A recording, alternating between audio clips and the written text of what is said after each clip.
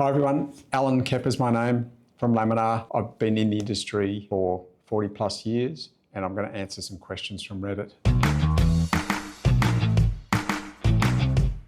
So the first one is, this comes from probably a bot called Mission Row 7434. Sorry if you're not a bot. It's a good question though. What is your must-have tool for network troubleshooting? What I like to work with any kind of network problem is knowledge, i.e. know why things are happening and know what happened. We like to understand what went on, and probably the best tool for that is a proper network analyzer. We use some tools from Fluke, and we have several network analyzers. Some of these cost a lot of money, unfortunately. It handles such a plethora of tests in one instrument.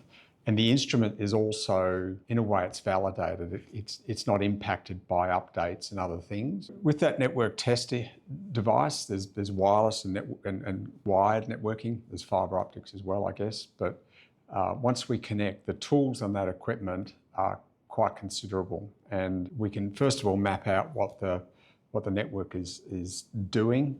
We can record, we can do packet captures and things like that. Okay, the next question is from Even Tiger 6766. Which Wi-Fi adapter is best for Wi-Fi pen testing and auditing?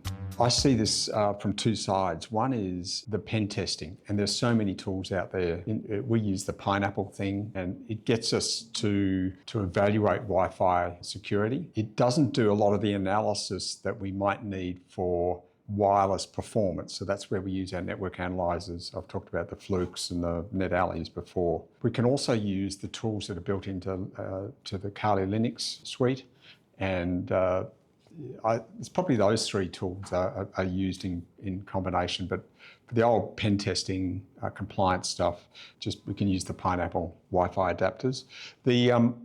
Our company doesn't do a lot of pen testing. We organise it, but we have this thing about testing our own network. So if we build or engineer a network and a Wi-Fi system and the cybersecurity system, we prefer to have an external organisation do the pen testing, and that's just good governance. While our engineers can do them, we don't do both, if you know what I mean. Here's a question from Muztevi16. The question is, what was the most confusing or stressful part of your first 30 days as a network engineer? That was a long time ago.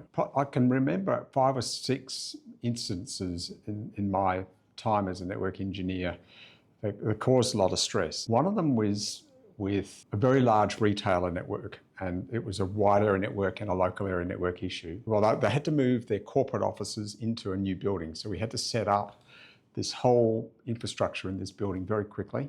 It required 24/7 sort of implementation. We had engineers and myself on site for a couple of days non-stop.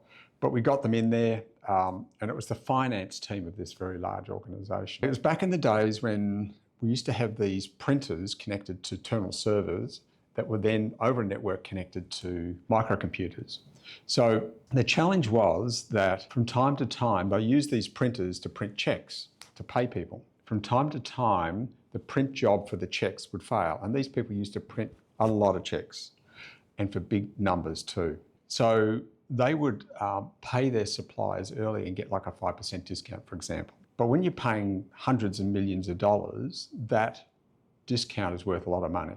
There was this print problem, and eventually the problem became so dire that the board of this very large public company started to discuss this at a board level. Such a simple thing became a big problem for them financially. Every couple of days that we couldn't print checks, it was costing them $15 million. That's a lot more than what a terminal server and a microcomputer was worth. There was a lot of yelling and carrying on. And the problem was there was a lot of integration issues. So you had the computers, the network, and the terminal server. So we were intimately involved with the terminal server and the network. And then there was a computer company, it was DEC at the time, was managing obviously how their computers work and how it presents print jobs. Leading up to the implementation of this new site, we had put a freeze on any changes, because one of the challenges is if you're trying to build something new and fault find and deliver a system, you don't want to have too many changes going on. So ourselves and all the other vendors got together and said, all right, let's freeze any updates, software updates and things like that, so we can settle it down and work with a known thing. Almost 2 or 3 days with rotating engineers looking for the problem. It got to a stress point where the client was going to throw the whole thing out. There's potential lawsuits because this big retailer was losing a lot of money. And so a few of us got into the room, the more senior network engineers, including myself and the people from DEC and so on. We got in the room and thought, let's go through and look at all the changes that have happened. So we pulled out all the information from the equipment and compared the revision of software that's in all the equipment compared to what we should have started with. And we noticed that there's a change in software in the terminal servers. The thing was, we didn't change it, and it turned out it was the client. Once we went back through our logs and things, we were able to figure out that who changed it when, and once we put the software back to what it should have been, i.e. what we designed everything to, it all went really well. So the question here from, I think it's il-language 2326. Question is quite complicated, so I don't think it's a bot. How does a device recover from corrupted Ethernet frame? This would happen, I guess, deep within the chipset. If it's a 802.11 type, there is error correction in that. From memory, it calculates a CRC code, and if it is corrupted, it will show up there. And then there's also a forward error correction capability in the Ethernet standard. So if the packet appeared corrupted, it would try and correct it. If it doesn't correct it enough, it can just drop it. Different Ethernet devices handle that differently, I think, but the chipset,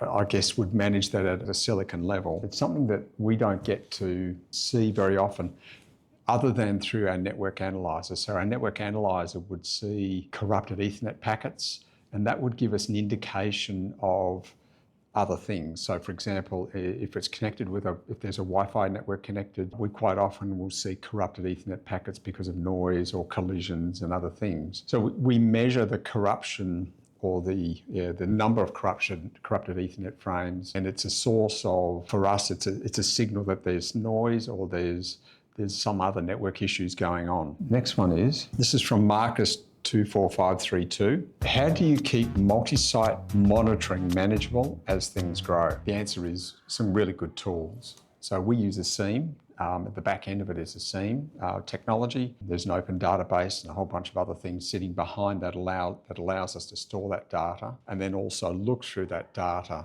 constantly. So effectively, we've built a data lake of this constant avalanche of data hitting or coming from our sites, or coming from our client sites rather.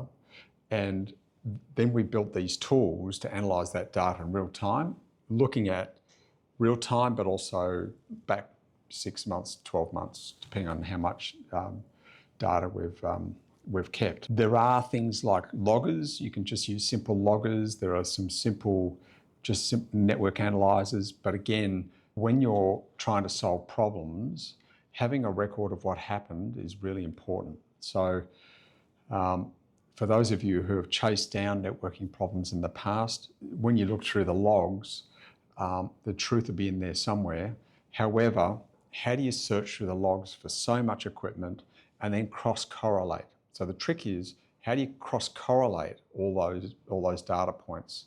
And that's where you need some smart tools. Typically, a lot of these things are now AI-driven, ours are, and there's no way a human can cross-correlate that data. So if you've just got one site and a little bit of equipment, you could probably get away with simple, free logging. And the thing is, though, that once you've got the logging and packet captures and things like that, to trawl through them, you need some skill. It gets to a point, and there are some good freeware ones out there now, but they typically won't scale, and that's where you typically have to fork out some money to get some decent tools. Okay, this one is from Sucker Fry. The question is, a better understanding of when to buy better switches. Some organizations buy equipment with a lifetime management. They procure, say, for 7 years, and after 7 years, it's gone. It doesn't matter what it is. And they tend to run a fairly tight ship financially, and that means that the equipment's always up to date. Some of this gear will last a long time. But there are many other parts to a networking or switches these days require an update or refresh. Most of our clients wouldn't use the managed lifetime thing. The ones that do are typically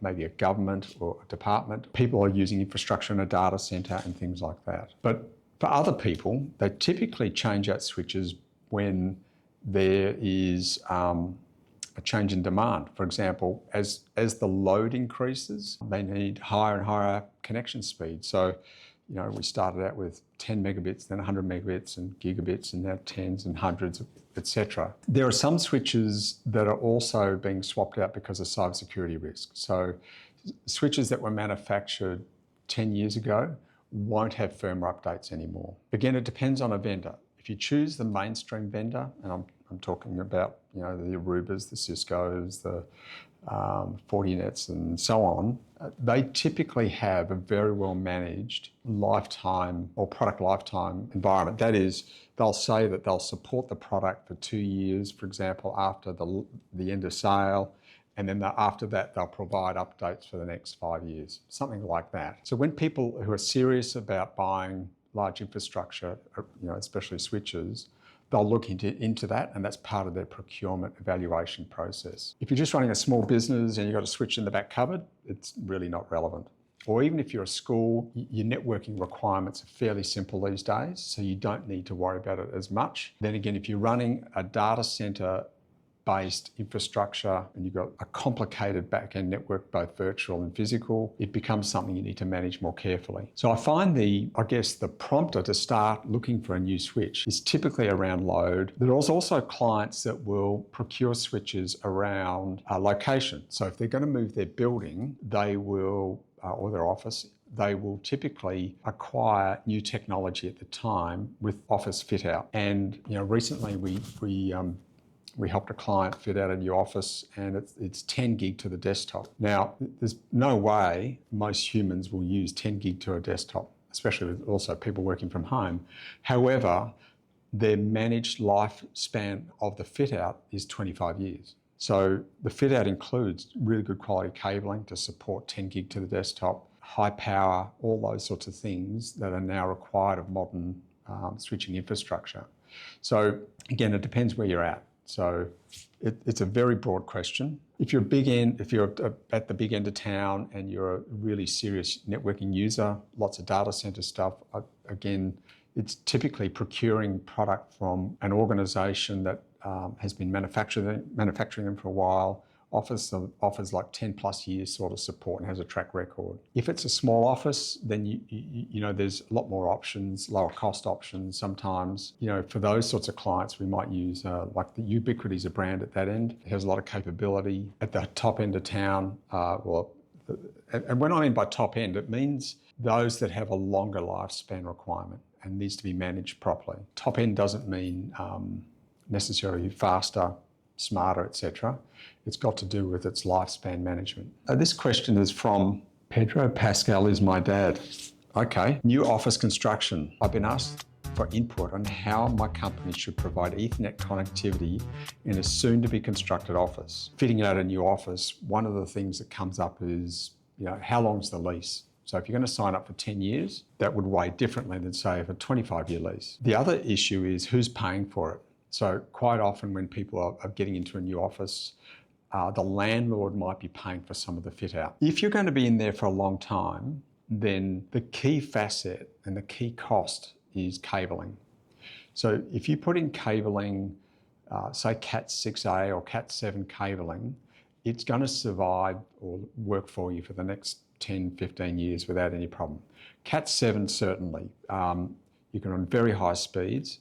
So again, it depends on your operations. But the problem with cabling is if you put in too little, and then you want to make changes down the track, say in 5 years' time, recabling the place gets incredibly expensive and disruptive. Yeah? So what we normally suggest is you over-cable up front. If you're moving into a new site, put in bucket loads of cable. You don't have to use it. Leave it in the ceiling above the white tiles, have it all properly terminated, but you'll never regret over-cabling. It might cost you a small fraction of the overall job, but saves an absolute incredible fortune down the track. With that excess cabling down the track, we can add more Wi-Fi widgets.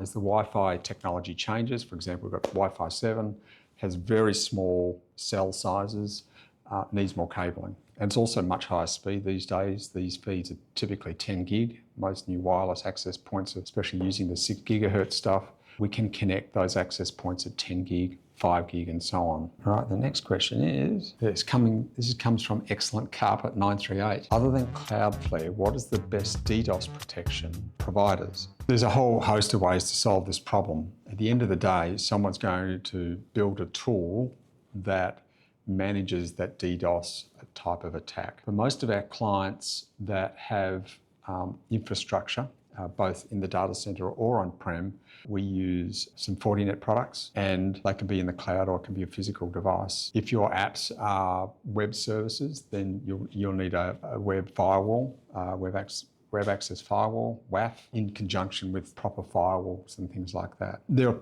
particular tools then within that suite of tech from that vendor that we use, Fortinet, that allows us to manage the DDoS. And there's just so many ways to deal with it. One of the common ways is simply geographical limitation. So it doesn't stop it, but it limits it. Sometimes a DDoS attack can just drain resources. The simplest blanket is, deny all traffic from, known DDoS areas. And that can change also. When clients are connected to our SIEM, we keep track of this daily or hourly.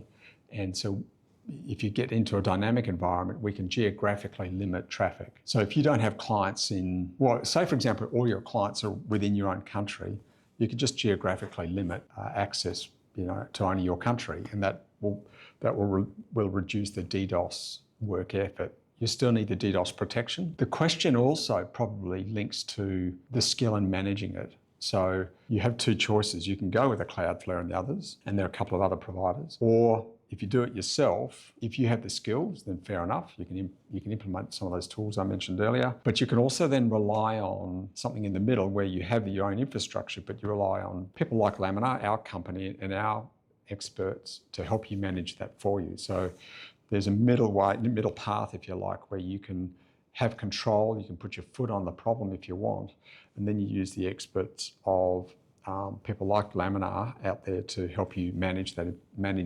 situation. The problem is, of course, with those big service providers is if they have problems, and 2 or 3 have happened in the last 6 months, you'll lose everything. Your DDoS won't be an issue, i.e. you won't be able to connect at all. And that's, you can look at some of this impact of Cloudflare and others that have had in the past, is putting all your eggs in one basket. I also get the argument about, well, we don't have the skills, so we'll hand it to them to do. But there's a risk with all of those decisions. This is a good question. This comes from Cat JDE. How to find a professional Wi-Fi surveyor and consultant? Well, you found them. That's what Laminar does. We have a whole range of engineers who have specific equipment to do this Wi-Fi surveying. The key to it is to have all the right tools. And as I said, our philosophy is we need to know what's happening, not guess. Our approach is to have the engineering data that defines what is exactly happening. And from that, we can provide good advice.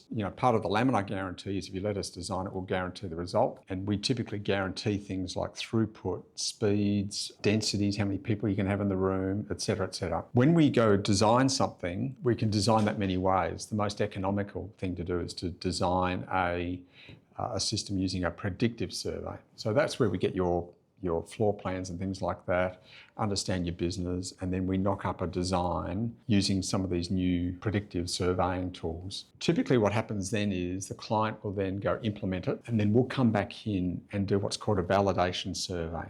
So that's where we walk around the building, all the different offices, and we take readings. And while we're taking those readings, we're predominantly recording receive strength. We can then compare that directly to our predictive. Typically they're very close, but where we see a mismatch will then drive some sort of discussion or investigation. With predictive, that's quite cost-effective design. And then for validation, we do a post-site, we call it a post-site survey. The thing about a post-site survey is it doesn't just record receive strength or RSSI, it also captures how it's performing. So we like to do a post-site survey when there's people using it. So not only do we get the signal strength, but with humans in the room and how they're using it, it all has an impact on Wi-Fi. If you're not from Australia and you can't use Laminar, the thing to look for is someone who's got a bit of a track record. Typically, people who can do this properly will have really good test instruments, right? So they'll have the Ekahauer survey equipment. They might have some of the old Fluke network analyzer or Wi-Fi analyzer equipment. If you go to the vendor, say you've chosen Aruba or Fortinet or Cisco or something like that, they have authorized or approved or certified wireless engineers as resellers or partners. And you'll find in that community, people that are really good at it. Like our engineers, we have to be up to date with the vendor's equipment, and engineers need to be certified. So internally with Laminar, engineers have to maintain their certifications with the vendors, and that happens globally. Again, they'll have certifications from a vendor, and two, they'll have necessary test equipment. Well, thanks for joining me today. So if you have any comments on what I've said, happy to get feedback, but also answer any other questions. Maybe we can cover them in the next video. Okay, see you next time.